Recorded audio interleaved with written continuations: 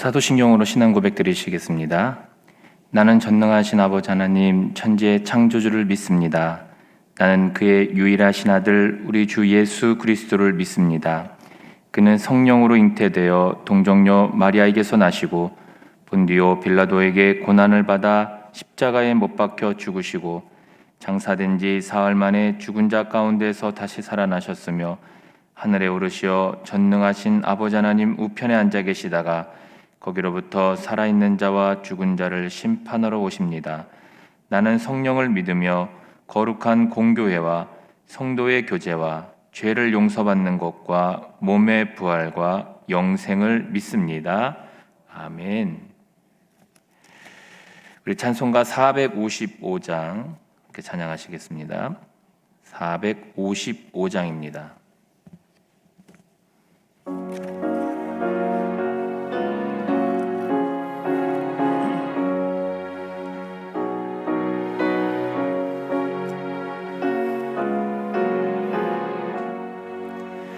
주님의 마음을 본받는 자, 그 마음의 평강이 찾아오면 험악한 세상을 이길 힘이 하늘로부터 임함이로다. 주님의 마음 본받아 살면서 그 거룩하심 나도 이루리. 주 모습 내 눈에 안 보이며 그 음성 내 귀에 안 들려도 내 영혼 날마다 주를 만나 신령한 말씀 늘 배우도다. 주님의 마음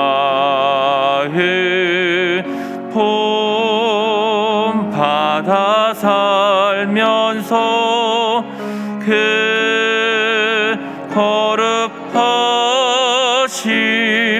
나도 이루리. 가는 길 거칠고 험하여도 내 맘에 불평이 없어짐은 십자가 고난을 이겨내신 주님의 마음 본받음이라. 주님의 마음 본받아 살면서 그 거룩하심 나도 이루리. 주 예수 세상에 다시 오시 그날의 무성도 편하여 주님의 빛나는 그 영상을 다 함께 보며 주 찬양하리. 주님의 마음 본받아 살면서 그 거룩하심 나도 이루리. 아멘. 함께 오늘 읽을 본문 말씀은 누가복음 11장 14절에서 28절 말씀입니다. 오늘 우리가 봉독할 하나님의 말씀은 누가복음 11장 14절에서 28절까지의 말씀입니다. 우리 한 절씩 교독하시겠습니다. 예수께서 한 말 못하게 하는 귀신을 쫓아내시니 귀신이 나감에 말 못하는 사람이 말하는지라 무리들이 놀랍게 여겼으나 그 중에 더러는 말하기를 그가 귀신의 왕 바알세불을 힘입어 귀신을 쫓아낸다 하고, 또 더러는 예수를 시험하여 하늘로부터 오는 표적을 구하니 예수께서 그들의 생각을 아시고 이르시되 스스로 분쟁하는 나라마다 황폐하여지며 스스로 분쟁하는 집은 무너지느니라. 너희 말이 내가 바알세불을 힘입어 귀신을 쫓아낸다 하니 만일 사탄이 스스로 분쟁하면 그의 나라가 어떻게 서겠느냐. 내가 바알세불을 힘입어 귀신을 쫓아내면 너희 아들들은 누구를 힘입어 쫓아내느냐. 그러므로 그들이 너희 재판관이 되리라. 그러나 내가 만일 하나님의 손을 힘입어 귀신을 쫓아낸다면 하나님의 나라가 이미 너희에게 임하였느니라.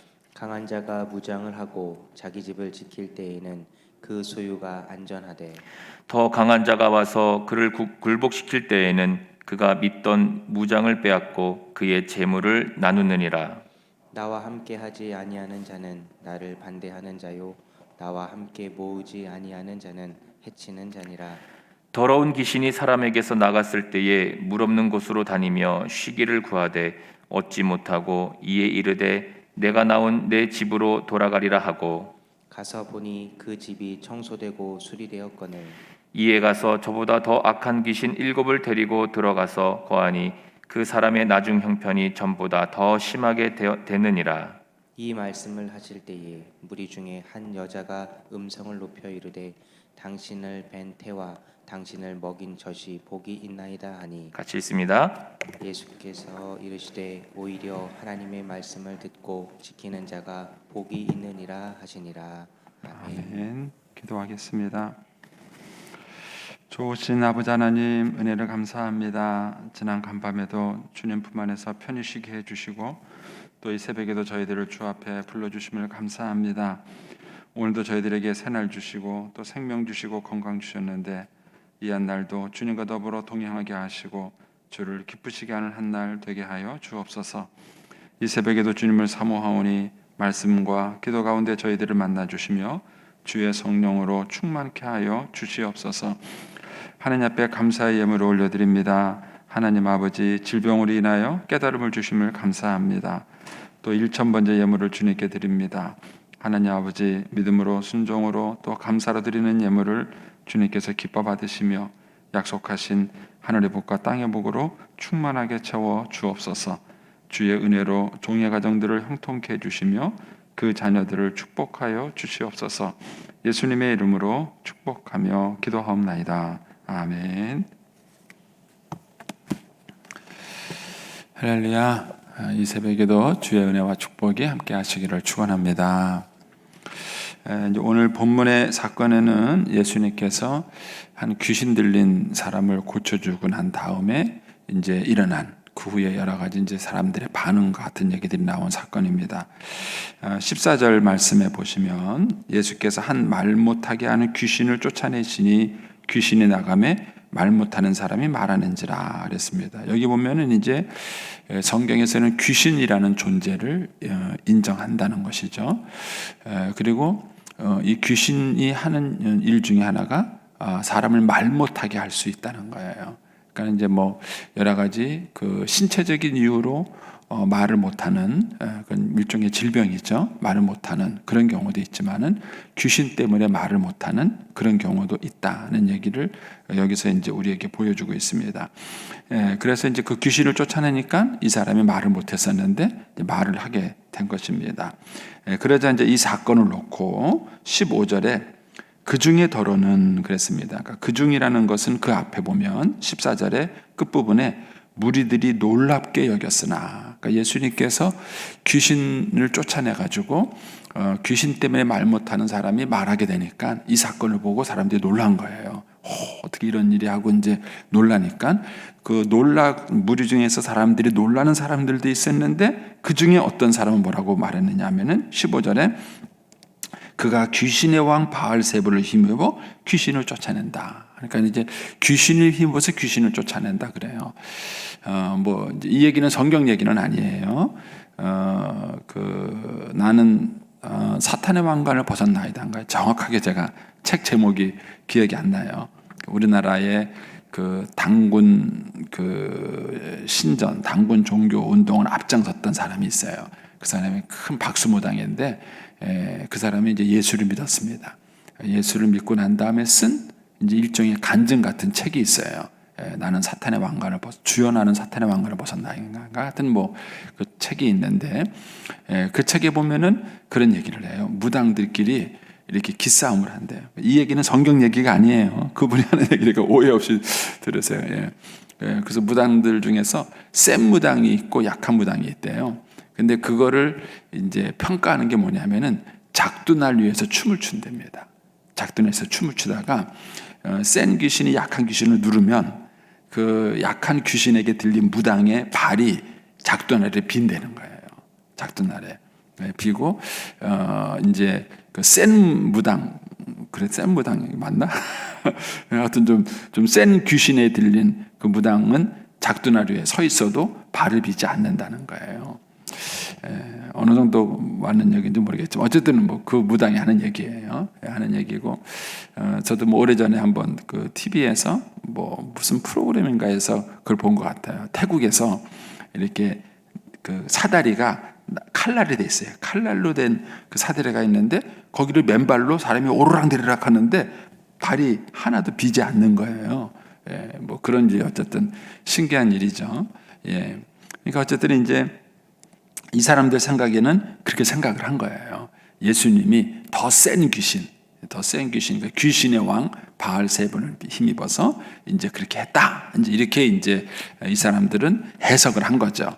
근데 여기에 대해서 또 이제 16절에 보니까 또 더러는 그러니까는 예수님이 귀신 들린 자를 고친 것에 대한 세 가지 반응이 있는 거예요. 한 사람은 놀라고, 한 사람은 귀신의 왕을 힘을 빌어서 예수님이 고쳤다 이렇게 말을 하고, 또 한 종류의 사람은 예수님을 시험했다 그런 말이 나와요. 그래서 16절에 보면은 또 더러는 예수를 시험하여 하늘로부터 오는 표적을 구합니다. 뭐 더 센 쉽게 말하면 표적을 좀 보여달라 이렇게 얘기를 하는 겁니다. 여기서 우리가 아주 중요한 원리를 하나 배워요. 저도 이제 목회하면서 그런 생각을 참 많이 했어요. 목사가 막 가는 데마다 막 그냥 병자가 낫고 막 귀신이 떠나가고 막 이런 능력을 하면은 교회가 부흥되지 않겠어요? 안 그러세요? 그래서 이제 한때 이런 것 때문에 기도를 많이 한 적이 있어요. 하나님, 저를 주의 종으로 불러주시고 쓰시려면은 이왕이면 능력의 종을 좀 만드셔서 귀신을 쫓아내고 막 병자가 낫고 막 이렇게 좀 해주세요. 했는데 안 들어주시더라고요. 안 들어주시더라고요. 하나님이 나만 싫어하시나? 근데 이제 원리를 깨달은 거예요. 예수님 같이 귀신을 쫓아내는 현장에 있었어도 그 사람들이 다 예수를 믿고 인정하는 게 아니라는 거예요. 사람의 마음에는요, 굉장히 완고함이 있어요. 그러니까 사랑을 베푼다고 해서 상대방이 사랑을 다 아는 게 아니에요. 우리가 자식을 키워봐도 알잖아요. 부모가 자식들한테 그렇게 사랑을 표현해도 자식이 다 엄마 아빠가 나 사랑해 이렇게 말하는 게 아니에요. 어떤 놈은 그냥 엄마는 아빠 날 미워해 막 이렇게 말하는 애가 있는 거예요. 그러니까는 우리가 생각하기에는 나만 이렇게 모든 걸 다 잘하면 될 거라고 생각하는데 그보다 더 중요한 것은 그거를 받아들이는 사람의 자세예요. 그래서 예수님이 그 씨 뿌리는 자의 비유에서 인간에게 네 종류의 밭이 있다 이런 얘기를 한 거예요. 똑같은 씨앗을 뿌렸는데도 어떤 땅에 떨어지느냐에 따라서 열매를 맺는 게 다른 거예요. 지금 똑같은 이 기적의 현장을 보면서 사람들의 반응이 다른 거예요. 어떤 사람은 그걸 보고 놀라는 사람이 있는가 하면은 어떤 사람은 저거 뭐 귀신의 왕 때문에 그렇게 한 거라고 하는 사람이냐면 어떤 사람은 또 그걸 또 못 믿고 더 큰 기적을 보여달라고 예수님을 시험하는 사람이 있다는 거예요. 이런 면에서 태도라는 것이 얼마나 중요한지 모릅니다. 그런데 이 기본적 태도가 어린 시절에 형성이 되는 겁니다. 어린 시절에. 그래서 부모의 역할이 상당히 중요한 거예요. 어린 시절부터 좋은 태도와 품성을 아이들에게 가르쳐 놓으면 이 아이들이 성장하면서 그 태도를 가지고 좋은 사람을 만났을 때에 좋은 반응을 갖게 되는 거예요. 그래서 계속 성장할 수 있는 그런 축복을 누리는 것입니다. 그런데 좋은 태도를 갖고 있지 못하게 되면은 그로 인해서 굉장히 이제 앞으로 살아가면서도 좋은 혜택과 축복을 받아도 그것을 축복으로 누리지 못하는 그런 어려움을 겪게 된다는 것입니다.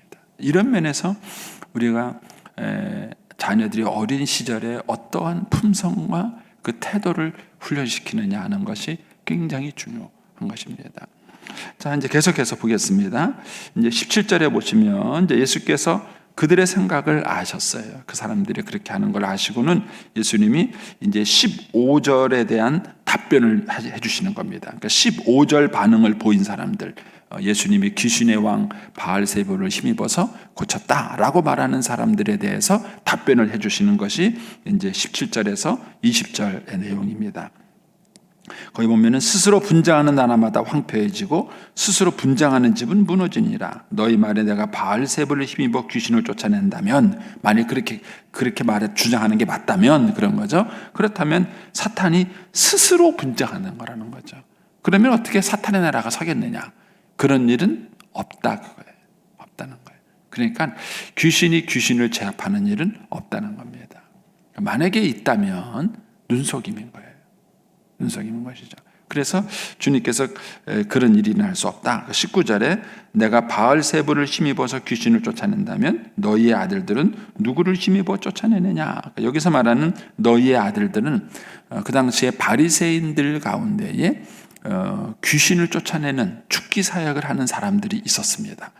사도행전에도 보면은 사도 바울이 가는 곳마다 이제 병자를 고치고 귀신을 쫓아내니까 그런 사도 바울을 흉내내서 귀신을 쫓아내던 사람들이 있었어요. 그랬는데 그 귀신이 자기 귀신을 쫓아내는 사람들이 달라들어요. 달라들면서 내가 예수도 알고 바울도 아는데 너는 누구냐? 그러면서 막 달라들어서 막 옷을 찢고 막 그래서 이제 망신 나고 도망갔다는 얘기가 사도행전에 있습니다.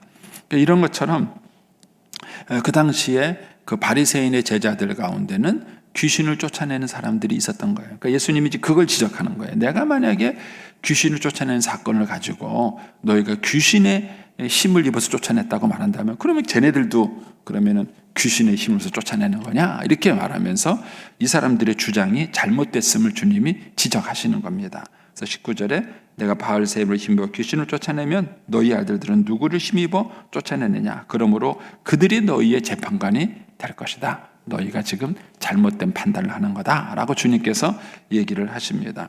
그러면서 이제 20절에 중요한 얘기를 하시죠. 그러나 내가 만일 하나님의 손을 힘입어 귀신을 쫓아내면 하나님 나라가 이미 너희에게 임하였느니라. 여러분, 하나님의 나라는 어떤 나라냐? 귀신이 쫓겨가는 나라예요. 어두움에서 빛으로 오는 것이고요. 사탄의 권세에 있다가 하나님의 권세 아래 들어오는 거예요. 그래서 하나님의 나라는 어떤 나라냐? 귀신이 떠나가는 나라인 거예요. 그래서 저와 여러분이 기본적으로 예수를 정말 믿었다면, 그리고 예수님을 우리의 삶의 구주로 모시고 내 안에 예수님이 내주하고 있다면, 그러면 귀신이 떠나가는 거예요. 그게 예수 믿는 사람들의 특권이요, 하나님의 나라인 것입니다. 그러니까는 예수 믿는 사람에게는 귀신이 있을 수 없어요. 여러분들이 이제 그런 경험 해보셨는가 모르겠는데, 굿하는 데나 무당 점치는 데 가면은요, 진짜 예수쟁이를 알아요. 뭐라 그러냐면은 남의 영업에 방해하지 말고 가라 그래요. 예, 안 된다는 거예요. 예수 믿는 사람이 거기 있으면은 굿이 안 된다는 거예요. 만약에 여러분들이 굿하는 장소에 갔는데 그런 말을 못 들으면 여러분의 믿음을 의심해 보셔야 돼요. 예, 그러니까는 하나님의 나라가 임하면 거기에 귀신이 있을 수 없다는 거예요. 그러면서 이제 그 이후에 예수님이 21절 이하에 설명을 해주십니다. 이 부분은 여러분들이 잘 들으셔야 돼요.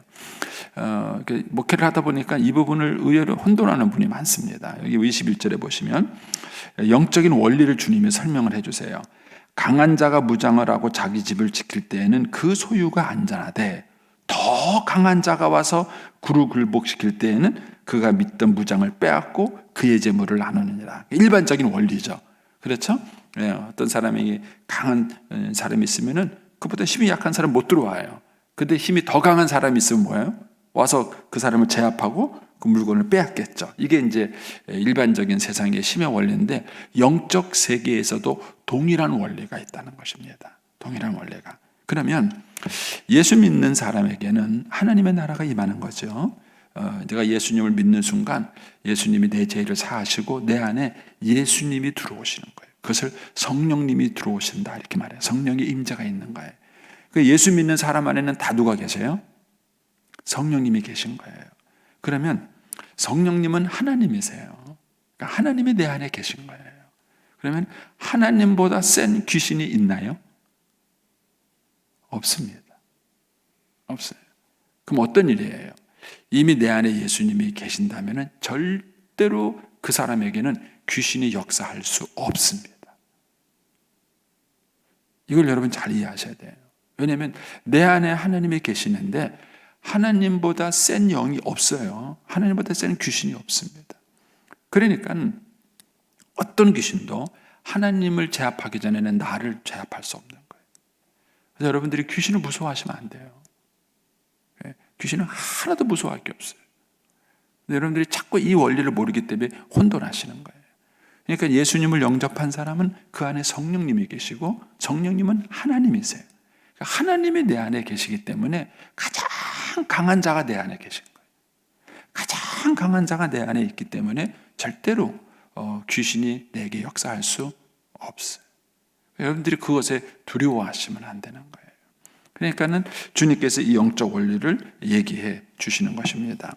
그러면서 24절을 먼저 설명하겠습니다. 24절에 가서 더러운 귀신이 사람에게서 나갔을 때에 물 없는 곳으로 다니며 쉬기를 구하되 얻지 못하고 이에 이르되 내가 나온 내 집으로 돌아가리라 하고 가서 보니 그 집이 청소되었거늘 이에 가서 저보다 더 악한 귀신 7을 데리고 들어가고 하니 그 사람의 나중 형편이 전보다 더 심하게 되었다. 귀신이 나가기도 하고 뭐예요? 다시 들어오기도 한다는 거예요. 그러니까는 귀신을 단순히 쫓아내는 것만 가지고는 그 사람을 고칠 수 없어요. 그 사람을 바르게 고칠 수 있는 것은 뭐냐면 그 안에 예수님이 들어가셔야 돼요. 예수님이 영접돼야 돼요. 근데 예수님이 영접되지 않고 그냥 축기 사역을 통해서 귀신만 쫓아내면 그 나갔던 귀신이 뭐예요? 다시 들어오는 거예요. 다시 들어오는 거예요. 그래서 우리 안에 예수님이 주인이 되셔서 내 삶에 예수님이 주인이 되셔서 예수님이 나를 다스리시고 통치하시면은 절대로 귀신 들릴 일이 없어요. 그러면 우리 아이들을 영적으로 지키는 방법이 뭐가 있겠어요? 어렸을 때 예수님을 인격적으로 만나게 하는 거예요. 이게 그렇게 중요한 거예요. 어렸을 때 우리 아이들이 예수님을 인격적으로 만나서 그 삶의 중심에 예수님을 모시고 살면 뭐예요? 절대로 그 아이를 해칠 영이 없는 거예요. 여러분들이 이 원리를 잘 이해하셔야 자녀들에게 어린 시절에 복음을 전하고 그 다음에 그 아이들이 예수님을 주님을 영접하여서 그 마음속에 성령님을 모시고 사는 것 이것이 얼마나 중요한 일인지 모르는 거예요. 이렇게 됐을 때 귀신이 그 안에 더 거할 수 없는 거예요. 그런데 이런 것 없이 그냥 축기 사역을 통해서 귀신을 쫓아내기만 한다면 귀신이 잠시 나갔다가 뭐예요? 다시 되돌아올 수 있다는 것입니다. 그래서 중요한 것은 내 안에 내 삶의 주인이 바뀌어야 돼요. 삶의 주인이 바뀌셔서 내 안에 주님이 다스리시고 성령님이 거하시는 삶이 되는 겁니다. 그러면 자연스럽게 그 아이는 하나님의 보호하심 가운데에 있게 되는 것입니다. 이 얘기를 하고 나니까 27절에 이 말씀을 하실 때에 무리 중에 한 여자가 음성을 높여 이르되 당신을 뵌 태와 당신을 먹인 젖이 복이 있나이다. 제가 볼 때는 이 여자가 어떤 분인지는 몰라요. 무리 중에 한 여자니까 어떤 여인지 모르는데 아마 자식 때문에 속 썩은 여자가 아닐까 이런 생각이 들어요. 근데 이제 이분이 예수님을 보니까 어떤 생각이 드냐면은 그 예수님을 낳고 기른 엄마 생각이 나는 거예요. 같은 이제 엄마로서. 그래서 아유, 저런 자식을 둔 엄마는 얼마나 행복할까. 저렇게 훌륭한 자식을 키웠으니까 얼마나 좋을까. 그러니까 엄마로서의 그런 이제 부러움을 여기서 얘기한 거예요. 그렇겠죠. 요즘 성모 마리아를 사람들이 얼마나 추앙합니까? 성모 마리아를. 성모 마리아가 뭐 했어요? 한 게 뭐 있어요? 예수님 낳아서 키운 거예요. 굉장히 중요한 일이죠, 사실은. 그런데 그 성모 마리아를 얼마나 사람들이 추앙하는지 몰라요. 예. 그러니까는 그 예수님을 낳아서 기른 성모 마리아를 그 정도로 추앙할 정도니까 사람들이 얼마나 부러워하겠어요. 그러니까 이분이 굉장히 부러운 마음으로 지금 얘기를 한 거예요.